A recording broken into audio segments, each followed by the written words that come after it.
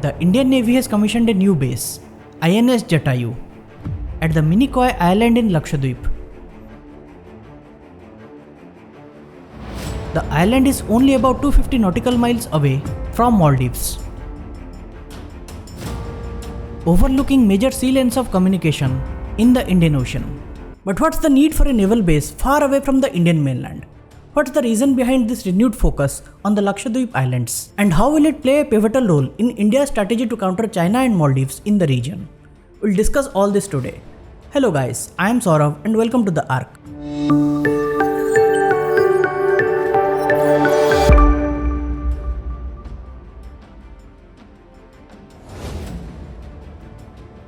On 5th March, Indian Navy commissioned the INS Jatayu naval base in the Minicoy Island, the southernmost island of the Lakshadweep Island chain.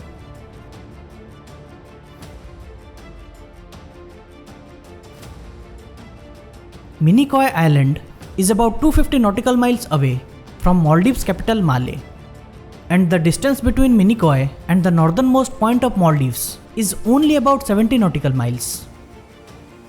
This new base will operate under the Southern Naval Command and will extend Indian Navy's operational surveillance, reach and sustenance in the region.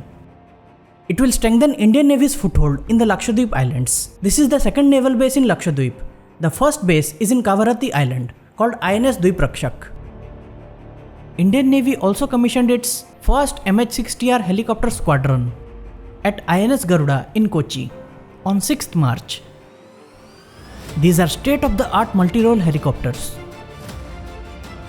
They will be deployed extensively in this part of the Indian Ocean for maritime surveillance and anti-submarine warfare.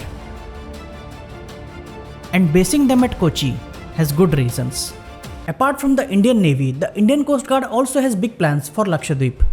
Coast Guard is building a new jetty at the Andhra Island, which will enable them to deploy bigger ships to keep an eye on the region. Coast Guard already has its radars and other related infrastructure present in the Lakshadweep Islands. And Coast Guard will ramp up its infrastructure in the coming times, including a plan to build an air enclave at the Minicoy Island.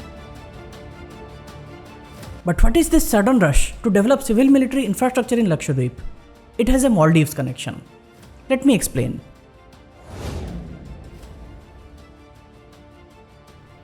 India-Maldives relations have nosedived since Maldives elected a pro-China President Mohammad Muizzu last year, who came to power riding on his India Out campaign.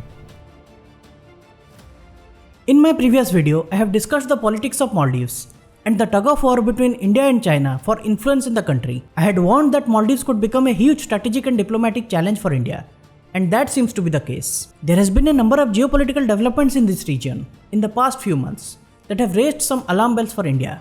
After coming to power, Muizzu asked for withdrawal of Indian troops from Maldives, who were there only to assist the Maldives National Defense Force. As per latest reports, India has agreed to withdraw its troops in stages, which started on 10th March and will end on 19th May this year. They will be replaced by civilian professionals who will look after the operation of Indian assets gifted to Maldives. Also in December last year, the Muizzu government announced that it would not renew a hydrographic survey agreement with India that was signed by the previous government to map the seabed in the Maldivian territorial waters. The joint survey agreement was signed in 2019 when PM Modi visited Maldives during President Soli's tenure, which has now been terminated by Muizzu. On one hand, Maldives decided to antagonize India.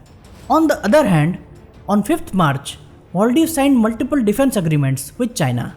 It includes China's provision of military assistance to Maldives and also training of Maldives military personnel by China and procurement of equipment. It's important to mention that China is Maldives' biggest external creditor, comprising about 20% of its total public debt, and we are well aware of China's debt trap diplomacy. Given the current state of Maldives' economy, there is also a possibility of what happened with Hambantota port in Sri Lanka and the following economic crisis. It might also happen with Maldives. But what's China's game plan? China has big Indian Ocean ambitions, and Maldives is one important piece of that puzzle. Let me explain. Recently, the Chinese ocean research vessel Xiang 3 was seen docking in Maldives for personnel rotation and replenishments only last month. It was earlier supposed to dock in Sri Lanka, but Sri Lanka denied permission to the Chinese ship, possibly on India's insistence. The ship is frequently seen in the Indian Ocean, Bay of Bengal, and the Arabian Sea, conducting hydrographic survey. The Chinese ship moved to Malé in Maldives after completing a survey outside the exclusive economic zones of India, Sri Lanka, and Maldives. The vessel is still near Maldivian waters, conducting survey of the Indian Ocean. But what survey do these ships conduct, and this far away from China's mainland? These survey vessels are suspected of operating underwater gliders to map the Indian Ocean bed. They may be gathering information like currents, bathymetry, and salinity of the water.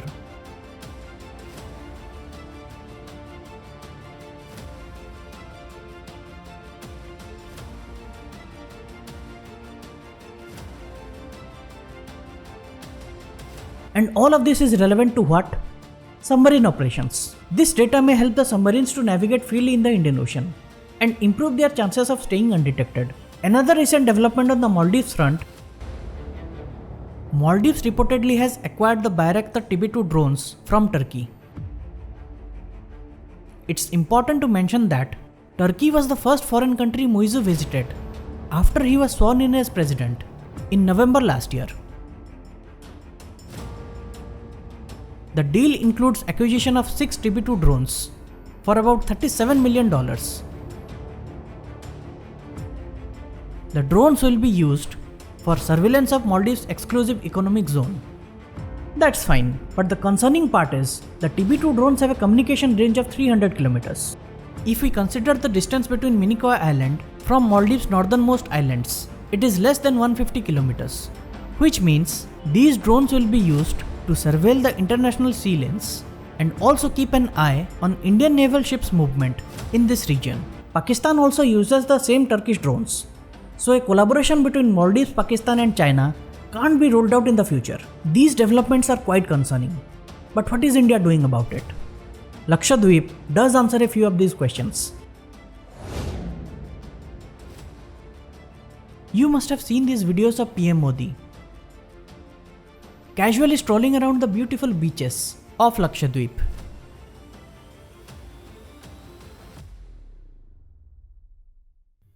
Praising the serenity of the place and urging more people to travel to Lakshadweep. Modi's visit and promotion of the islands caused a massive meltdown in the Maldives, with popular social media accounts in Maldives, including of sitting ministers, propagating derogatory anti-India, anti-Modi comments. There was a huge social media outrage that time, with Indian social media users trending boycott Maldives. The matter snowballed into a huge diplomatic row, with New Delhi summoning the Maldives envoy and registering a strong protest against these viral posts. The 3 Maldivian deputy ministers were later suspended, while the fallout and social media outrage was unexpected. But putting the spotlight on Lakshadweep didn't happen out of the blue. Lakshadweep, as you can see, is an archipelago consisting of 36 large and small islands. It is also India's smallest union territory. Lakshadweep Islands are mostly atolls or coral islands. All the islands are around 220 to 500 km away from Indian mainland. Both Maldives and Lakshadweep archipelagos are part of the same chain of coral islands. As far as tourism is concerned, Lakshadweep is as beautiful as Maldives, if not better. But as of now, Lakshadweep lacks the tourism infrastructure as compared to Maldives, and that's going to change very soon. Government of India has announced a 3600 crore budget for infrastructure development of Lakshadweep. It includes development of port facilities at Androd, Kalpeni and Kadmat Islands, along with the construction of beachfront and peripheral roads at strategic locations. Lakshadweep currently has an airport at Agatti, but it can only serve smaller planes. Government is now planning to extend the runway to allow the A320s to operate from here. There are also plans to build a dual-use greenfield airport at Minicoy Island. Multiple new hotels and resorts are also coming up in Lakshadweep. including 2 Taj luxury resorts in Suheli and Kadmat Islands. On the other hand, Maldives has seen a big drop in Indian tourists. As per reports, after the social media outrage, the number of Indian tourists visiting the Maldives has dropped by 33% as compared to last year. India remained the top tourist market for Maldives between 2021 and 2023, with more than 14% of total tourist arrivals. It's important to note that tourism contributes to more than 28% of Maldives GDP, and lower tourist footfalls in Maldives is a big worrying sign for the already strained Maldivian economy. Now coming back to why India really needs to ramp up its military infrastructure in Lakshadweep. It's because major sea lanes of communication passing through the Indian Ocean passes through the 8 and 9 degree channels between the Lakshadweep Islands and Maldives. It is one of the busiest shipping routes of the world, connecting the Gulf of Aden and Persian Gulf on the west with the Malacca Strait on the east. In the Indian Ocean region, 80% of world's seaborne oil trade and 75% of world's maritime trade happen. India considers the Indian Ocean region as its backyard and also acts as a net security provider in the region, with Indian Navy assets mission deployed all the time, keeping an eye, rendering assistance, and taking action whenever needed, as has been evident in the past few months since the Red Sea conflict started. China's influence in the Indian Ocean region is growing, there is no doubt about it. And now with a not so friendly neighbor in the IOR, India needs to keep its guard up. It is extremely important for India to protect its own interest in the Indian Ocean, and Lakshadweep's strategic location is a big advantage, which India now is capitalizing on. Thanks for watching. Keep following the ARC for more such informative videos. Thank you.